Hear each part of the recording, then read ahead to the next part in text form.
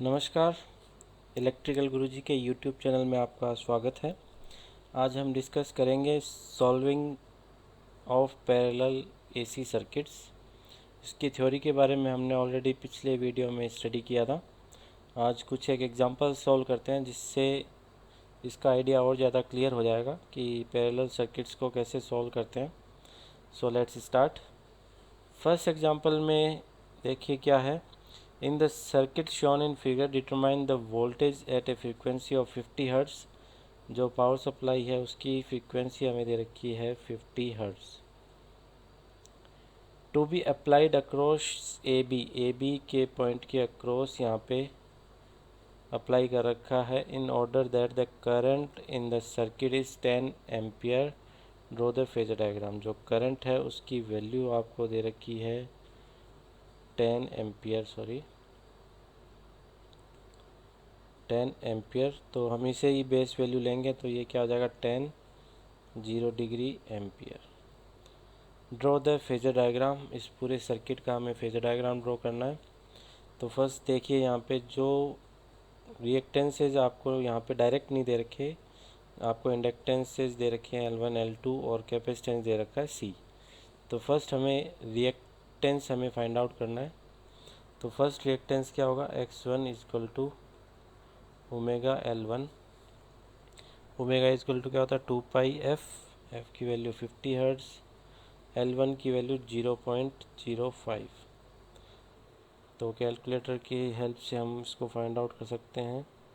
Wait a minute. So 2 multiply by pi multiply by 50 multiply by 0.05। So its value is 15.70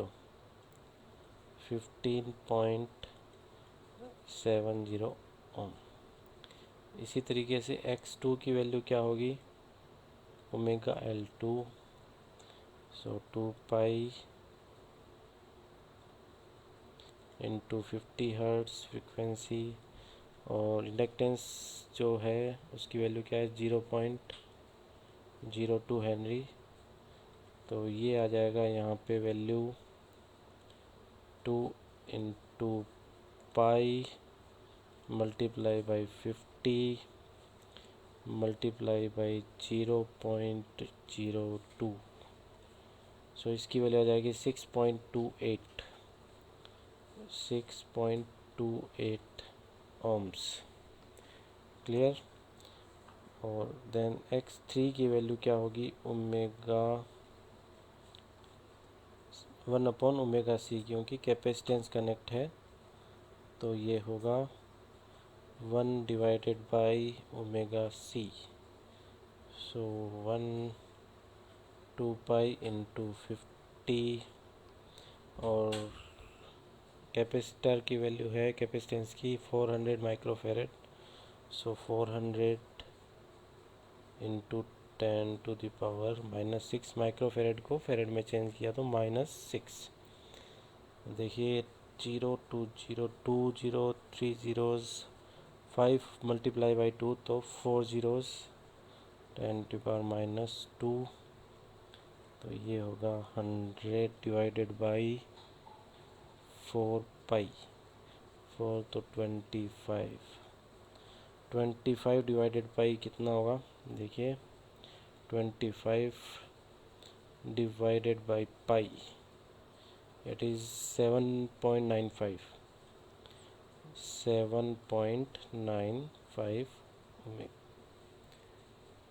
ohms. So L1 यहाँ पे जो reactance होगा X1 उसकी value आ जाएगी 15.70 ओम्स।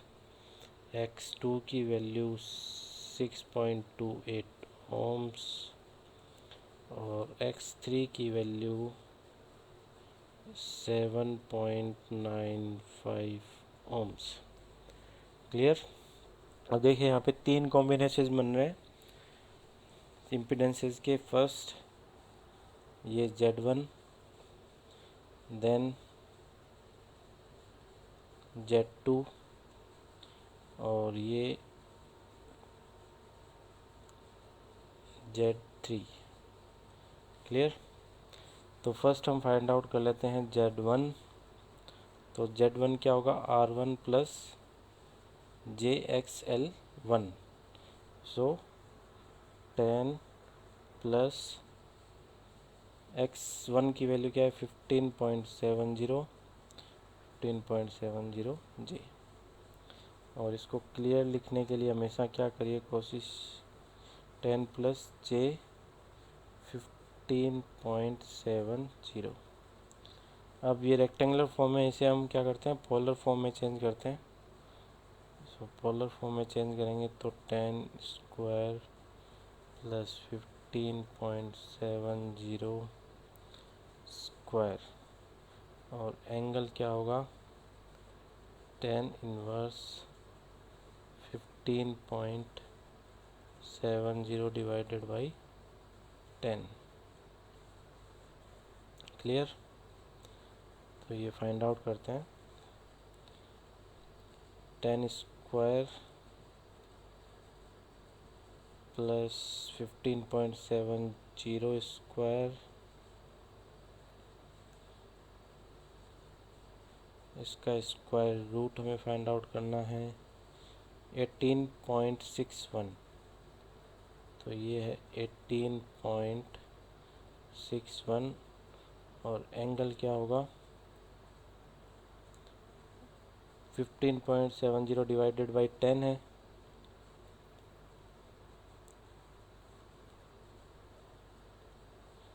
तो इसको सॉल्व करेंगे तो आएगा 1.570। इसका निकालना है 10 इनवर्स, तो ये होगा 10 इनवर्स इसका, और 57.50, 57.50। Clear degrees. इसी तरीके से हम फाइंड आउट करेंगे Z2। Z2 क्या होगा, R2 की वैल्यू है 5 प्लस JX2 की वैल्यू हमने फाइंड आउट की थी 6.28।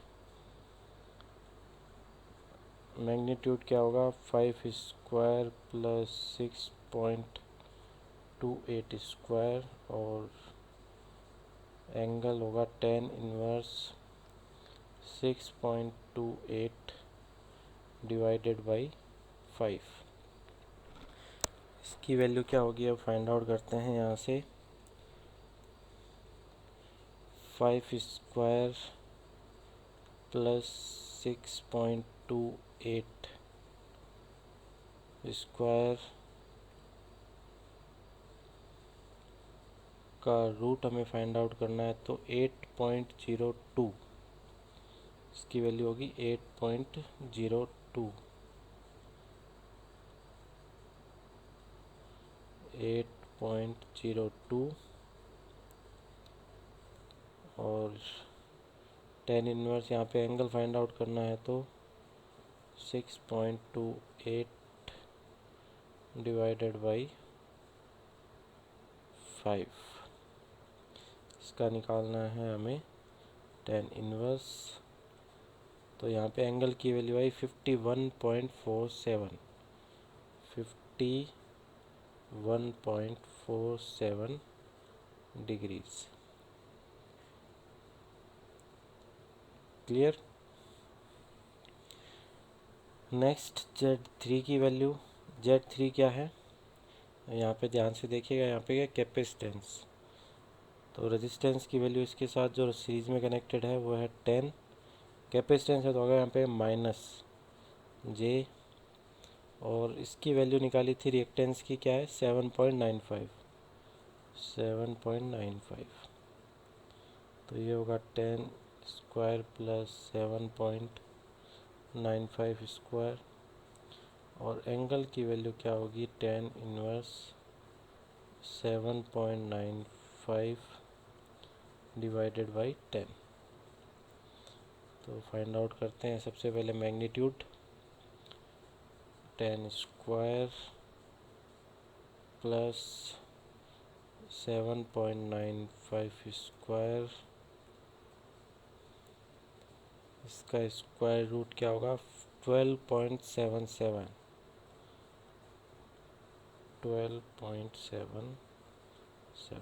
और एंगल की वैल्यू होगी 7.95 डिवाइडेड बाई 10 क्या होगा 0.795 और इसका हमें फाइंड आउट करना है 38.48 और यहाँ पे हमने माइनस यूज़ करना है माइनस, क्योंकि यहाँ पे क्या है माइनस, तो यहाँ पे जो आएगा एंगल वो क्या होगा माइनस में, और उसकी वैल्यू क्या है 38.48। ये हमेशा यहाँ पे ध्यान रखने के लिए है कि कैपेसिटेंस अगर है तो जे से पहले क्या आएगा माइनस, और एंगल निकालने वक्त भी यहाँ पे क्या है माइनस आएगा, तो एंगल की वैल्यू भी माइनस में आएगी। ये हमेशा आप हमेशा ध्यान रखिएगा, काफ़ी टाइम मिस्टेक्स हो जाती हैं यहाँ पे, तो ये थोड़ा सा ध्यान रखने की बात है। नेक्स्ट अब हम देखिए, हमें यहाँ पे फाइंड आउट करना है फेजर डायग्राम में फाइंड आउट करना है। तो इस सबसे पहले हम क्या करते हैं, करंट की वैल्यू हमें दे रखी है, टोटल करंट की वैल्यू हमें क्या है यहाँ पे आई की वैल्यू हमें दे रखी है। तो हम यहाँ पे V1 की वैल्यू यहाँ पे निकाल सकते हैं Z1 के अक्रॉस। अगर इसको मैं जो इसके अक्रॉस जो वोल्टेज ड्रॉप है Z1 के अक्रॉस, अगर वो V1 है तो V1 की वैल्यू क्या होगी, हम जानते हैं I Z1। I की वैल्यू क्या है, हमें दे रखी है 10 angle 0 degree, clear. Multiply Z1 की हमने निकाली है यहाँ पे वैल्यू 18.61 एंगल 57.50। तो यहाँ पे इसकी वैल्यू आई 186.1 एंगल, क्योंकि मल्टीप्लाई हुए तो दोनों एंगल ऐड होंगे, तो 0 प्लस 57.50 भी क्या होगा 57.50 डिग्री, क्लियर। ये तो हमने निकाल लिया V1। अब हमें निकालना है V2, जो इसके अक्रॉस जो वोल्टेज ड्रॉप है V2, और इसके अक्रॉस जो वोल्टेज है वो भी क्या होगा, अगर V3 है तो V2 इक्वल टू क्या होगा V3, क्योंकि दोनों क्या है पैरेलल में है, क्लियर। ये दोनों क्या है पैरेलल में है। तो अगर इस दोनों का अगर कॉम्बिनेशन हम निकाल लेते हैं Z, इन दोनों का अगर कॉम्बिनेशन निकाल लेते हैं Z23, जिसको नाम दे दें हम Z23, तो Z23 क्या होगा Z2 multiply by Z3, Z2 plus Z3, Z3 यहाँ से डायरेक्ट लेंगे 8.02 मल्टीप्लाई Z3 का मैग्नीट्यूड कितना है 12.77, और दोनों के एंगल यहाँ पे क्या मल्टीप्लाई होंगे तो ऐड हो जाएंगे, तो 51.47 डिग्री माइनस 38.48। और Z2 प्लस Z3 को ऐड करने के लिए हम क्या यूज़ कर लेंगे, इनका रेक्टेंगुलर फॉर्म। तो Z2 प्लस Z3 होगा, तो ये देखिए रियल पार्ट क्या होगा 5 प्लस 10, तो ये क्या होगा 15, और अगर इसको दोनों को ऐड करेंगे तो ये वैल्यू ज़्यादा है 7.95 की, तो ये आ जाएगा माइनस, और इसको यहाँ पे फाइंड आउट कर लेते हैं -7.95 प्लस 6.28 तो 1.67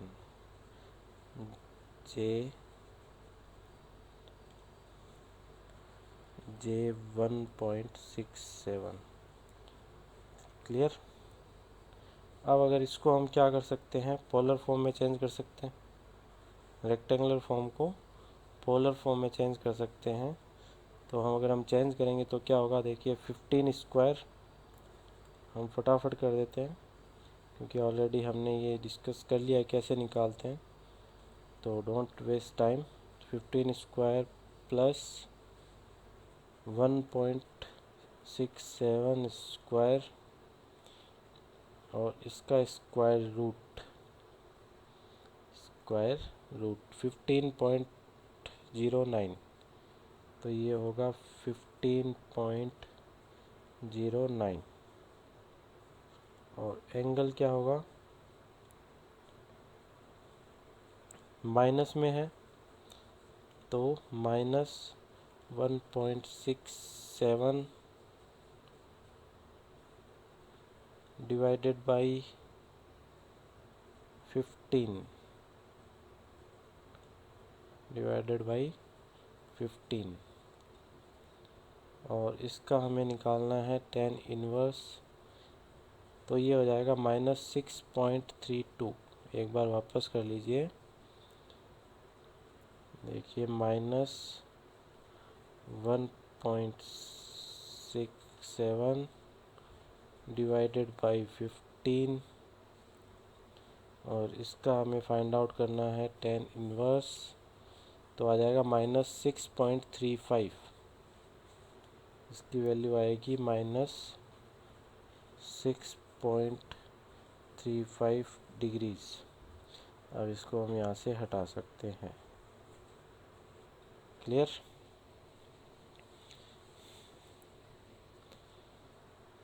तो अब ये फाइनल Z23 की वैल्यू क्या आ जाएगी, कैलकुलेट कर लेते हैं फटाफट। 8.02 मल्टीप्लाई बाई 12.77 डिवाइडेड बाई 15.09, ये वैल्यू आ जाएगी 6.78। और एंगल क्या होगा, ये देखिए दोनों क्या है माइनस में, और ये जो डिवाइडेड है ऊपर जाएगा इसके साथ में, तो माइनस होगा तो माइनस माइनस प्लस। मैं लिख भी देता हूँ ताकि कन्फ्यूज़न नहीं हो। 15.47 माइनस 38.48 माइनस होगा क्योंकि नीचे से ऊपर जा रहा है, तो -6.35 ये होगा एंगल। तो इसको फाइंड आउट कर लेते हैं फटाफट। 51.47 माइनस 38.48 माइनस माइनस हो जाएगा प्लस 6.35, तो ये वैल्यू आ जाएगी 19.34 डिग्रीज। 19.34 डिग्रीज, इसको मैं लिख देता हूँ यहाँ पे 19.34 डिग्रीज। क्लियर। तो हमने Z23 यहाँ पे फाइंड आउट कर लिया। तो इसके अक्रॉस जो वोल्टेज होगा वही क्या होगा, Z2 के अक्रॉस और Z3 के, क्योंकि ये दोनों क्या है पैरेलल में है। तो V2 की वैल्यू क्या होगी, IZ23, I की वैल्यू है 10 0 डिग्री मल्टीप्लाई बाई 6.78 19.34 डिग्रीज, तो ये हो जाएगा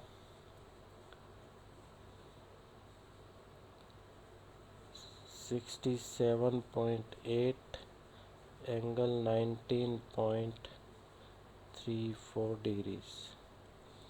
और यही वैल्यू क्या होगी, V3 की भी यही वैल्यू होगी। V2 इक्वल टू क्या होगा, V3, और ये वैल्यू होगी 67.8 एंगल 19.34 डिग्रीज वोल्ट। हमेशा इसके साथ में वोल्ट लगाइए, अगर वोल्ट है तो वोल्ट, इम्पीडेंस है तो ओम्स, वोल्ट है यहाँ पे, वोल्ट इम्पीडेंस है तो ओम्स। यूनिट्स हमेशा लगाइए साथ में जब भी न्यूमेरिकल आप सॉल्व कर रहे हो। क्लियर। तो V2 V3 हमने फाइंड आउट कर लिया, V1 हमने यहाँ पे फाइंड आउट कर लिया। टोटल करंट हमको पता है। अब टोटल वोल्टेज अगर हमें फाइंड आउट करना है तो वैसे तो जैसे कोई भी सर्किट है आपके पास में, जैसे Z1 या R1 मान लीजिए, यहाँ पे R1 और R2 है और यहाँ पे क्या है V1 और V2। तो टोटल वोल्टेज क्या होता है V is equal to, series के अंदर है V1 प्लस V2। तो इस कंडीशन में यहाँ पे क्या है R2 और R3 क्या है पैरेलल में, पर इनके अक्रॉस जो वोल्टेज है वो क्या है V2 है। तो अगर इन दोनों को V1 और V2 इनको ऐड कर देते हैं तो टोटल वोल्टेज आ जाएगा। तो टोटल वोल्टेज निकालने के लिए सीधा हम डायरेक्ट निकाल सकते हैं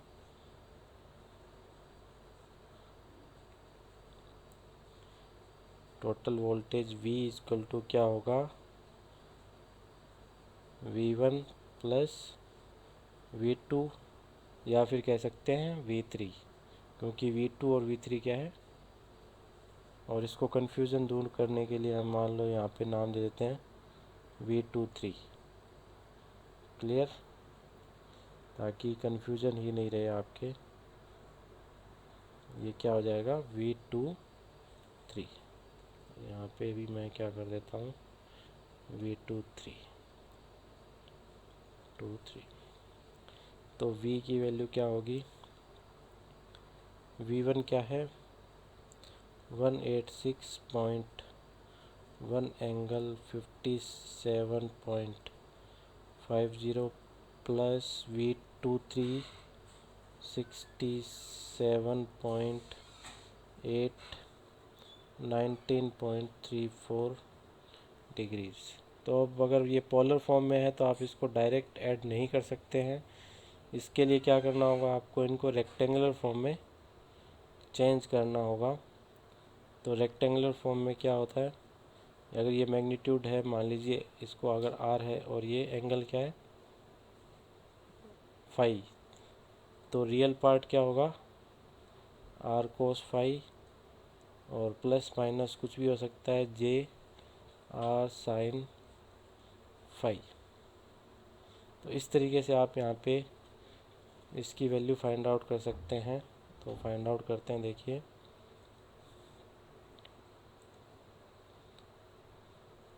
186.1 मल्टीप्लाई बाई कोस फाई की वैल्यू क्या होगी, देखिए लिखते हैं कोस,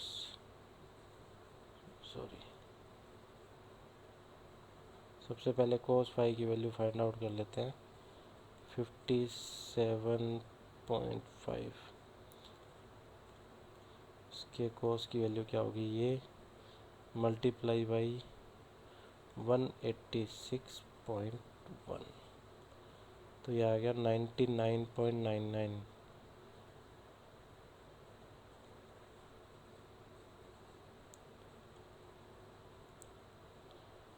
99.99 और एंगल क्या है पॉजिटिव है, तो क्या होगा प्लस J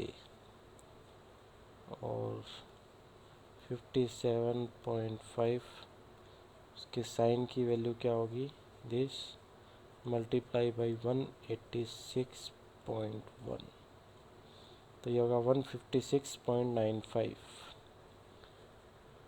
156.95 और इसी तरह से इसको भी चेंज कर लेंगे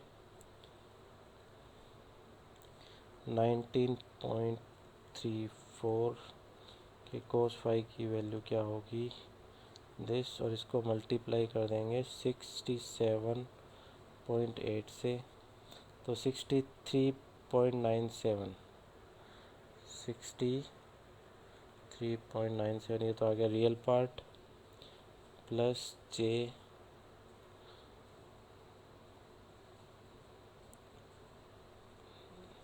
19.34 का साइन मल्टीप्लाई बाई 63.97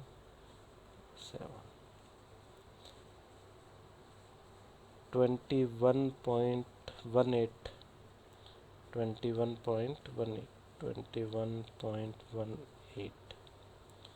अब इनको ऐड कर देंगे, रियल पार्ट को रियल पार्ट से, इमेजिनरी पार्ट को इमेजिनरी पार्ट।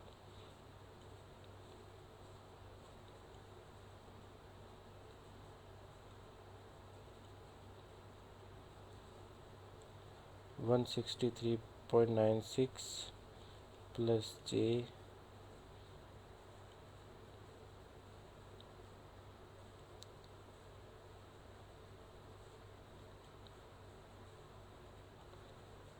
178.13, इसको क्लियर लिख देता हूँ 178.13।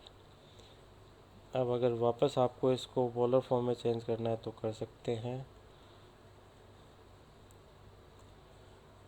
163.96 का स्क्वायर प्लस 178.13 का स्क्वायर, और इसका स्क्वायर रूट हमें फाइंड आउट करना है, तो 242.10 एंगल क्या होगा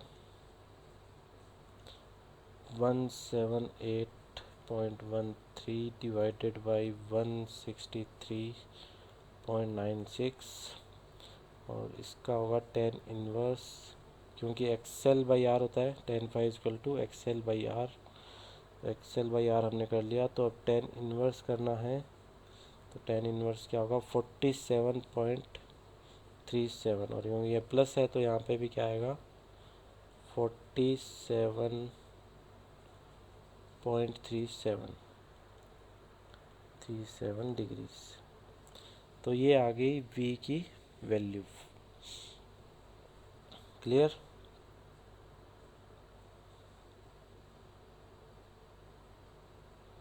अब क्या है, हमें इसमें और क्या फाइंड आउट कर सकते हैं। आई हमें पता है, वी हमने फाइंड आउट कर लिया, V1 हमने फाइंड आउट कर लिया, V2 3। अब हम फाइंड आउट कर सकते हैं इनकी करंट की वैल्यू। अगर इसको I2 है और ये I3 है, इसके अक्रॉस वोल्टेज हमने फाइंड आउट कर लिया V2 3। अगर I2 की वैल्यू हमें फाइंड आउट करनी है तो क्या होगा, I equal to V by Z, तो V2 3 डिवाइडेड बाई जेड,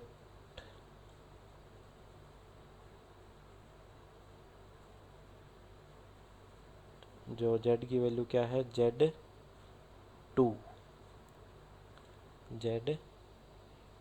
या फिर आप क्या कर सकते हो, करंट जो है टोटल करंट है वो क्या हो रही है, इनमें डिवाइड हो रही है, तो आप उससे का भी यूज़ यहाँ पे कर सकते हो। तो वो ही यूज़ करते हैं, देखते हैं उससे क्या वैल्यू आती है। दोनों को मैच भी कर सकते हैं आप बाद में। तो I2 की वैल्यू क्या होगी, टोटल करंट I की वैल्यू क्या है 10 0 डिग्री, और IR2 होता है, तो IZ2 होगा यहाँ पे। Z2 फाइंड आउट किया था 8.02 एंगल 51.47, और फिर क्या है दोनों का Z2 प्लस Z3 क्या होगा, यहाँ पे हमने फाइंड आउट किया था 15.09, और एंगल क्या है -6.35 डिग्रीज। इससे आप I2 की वैल्यू फाइंड आउट कर सकते हैं। तो by using calculator 10 multiply by 8.02 divided by 15.09, ये आ गया मैग्नीट्यूड 5.31, और एंगल क्या होगा, ये हो जाएगा ऊपर जाके प्लस, तो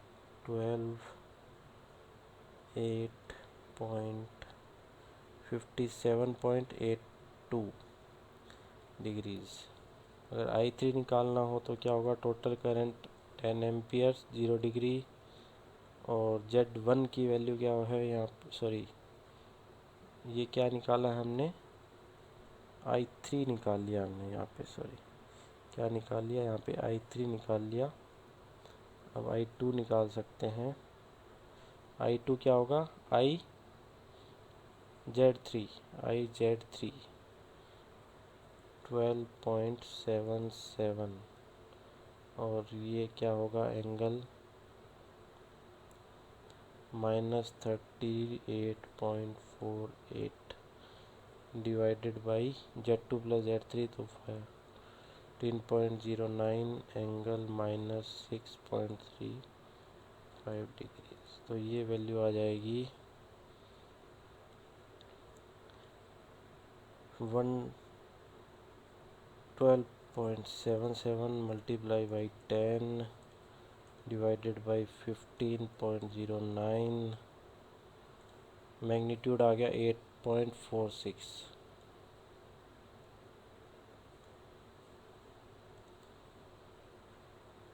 8 पॉइंट सॉरी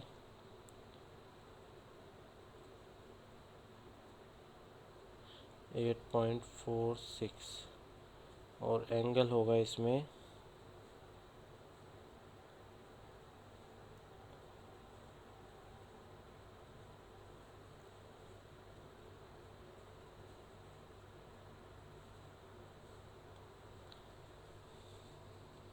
एंगल की वैल्यू निकालनी है, तो ये दोनों क्या हो जाएंगे, ऐड हो जाएंगे, तो -38.48 -38.48 प्लस 6.35, तो ये वैल्यू हो जाएगी -32.13 -32.13 2.13 डिग्री।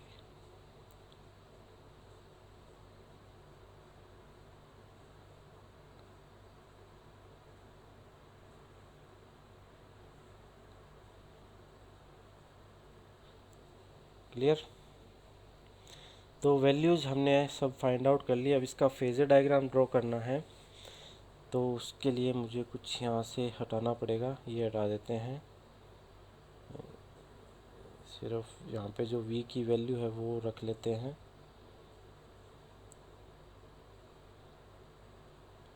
ये वैल्यूज़ मैं यहाँ से हटा देता हूँ। अब देखिए किस तरह से फेजर डायग्राम ड्रॉ हो रहा है। बेस वैल्यू हमारे पास क्या थी, करंट I। बेस वैल्यू क्या थी हमारे पास में, करंट I। अब देखिए जो फाइनल जो वोल्टेज है वो क्या है, 242.10 प्लस जो एंगल है वो है प्लस, यानी कि वोल्टेज है वो करंट से पॉजिटिव यानी कि लीड कर रहा है। तो यहाँ पे आएगा जो वोल्टेज आएगा वो आएगा यहाँ पे, और ये एंगल होगा 47.37। क्लियर। अब हमें यहाँ पे अगर मान लीजिए I1 और I2 और I3 ड्रॉ करना है, क्योंकि सारे जो एंगल्स होंगे वो किसके रेफरेंस में होंगे, बेस जो है करंट उसके रेफरेंस में। तो I2 क्या है, 8.46 एंगल -32.13, यानी कि माइनस है तो